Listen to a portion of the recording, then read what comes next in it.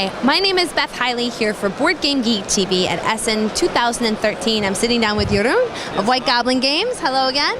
And we are stuffed in a little corner of your booth, your very, very busy booth, which is good, here in Hall 3. And you've taken a time out of your schedule to show us Packet Row, New York, 1842. Yes, it's a new game by Aas and Hendrik Berg. The same designers who did Rattes for us. And they've come with a new game. And it's quite a fun game. It is a very unique mechanism. But first I'll explain a little about the game. We are in New York, in the harbors. And we want to score victory points.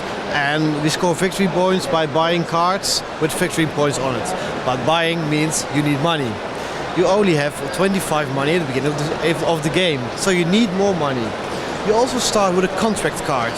And contract tells me, okay, I need 3 cotton and a ship to Holland to gain 25 money. So somewhere on the board I need to find a ship and I need to find the right cotton, the card with cotton. So,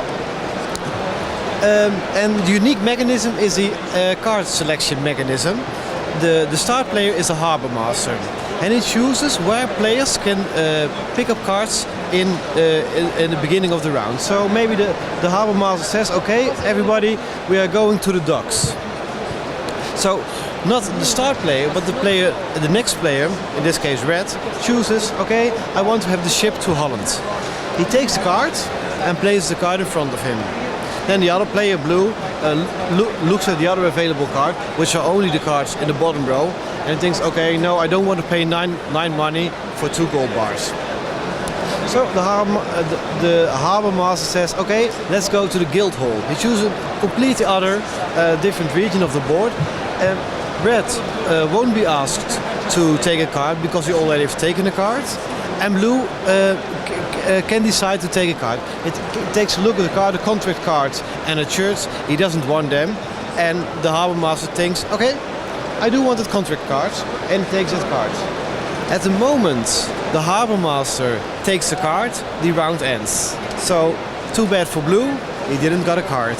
So it's very important to feel the rhythm of the game, whether to take a card or not to take a card, and for the harbor master which buildings to visit first. So you can lose some players on the way to the right building, so you can choose first.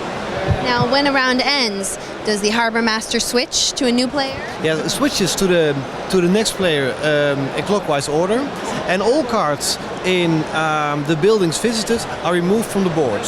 So in the docks and in the guild hall, those cards removed. But I did see which card will be in the future supply and will be available in the next turn. Now, what are some of the things that you're getting from some of these cards? You know, I'm seeing pictures of lots of goods and top hats and people. So what are some examples of the things you're going to get? Okay, the most in the beginning of the game, you mostly want to have some money. But it's always nice when you have a ship to Holland, and you could have multiple contracts which want goods to Holland. So if you can find multiple contracts to Holland, you can fill the same boat with multiple contracts and score easy money. Or you can use the captain, and the captain you can say, okay, this ship isn't going to Holland, but for example it's going to Sweden. And with the trader I can say, okay, I don't need 3 grain, but I trade it for 3 cotton so I can fulfill this contract. Also there's one card in the game which allows you to choose from the top row instead of the bottom row when visiting a building. And the last way to score points is with a banker. And this one says, okay, the player with the most money at the end of the game will score points for each banker he has. And the other players will score nothing. How long does a typical game usually last? It's a very quick game. When you play with 2 players, it's about half an hour. And when you play with 3 or 4 players, it can be done within an hour. Now, because I always like to ask, sort of, what was the inspiration for this game? Do you happen to know, did this one have any particular story behind it? No, sorry, I don't know that. I know, sometimes we know and sometimes we don't. Well, Johan, thank you again for taking a few minutes to show us Packet Row.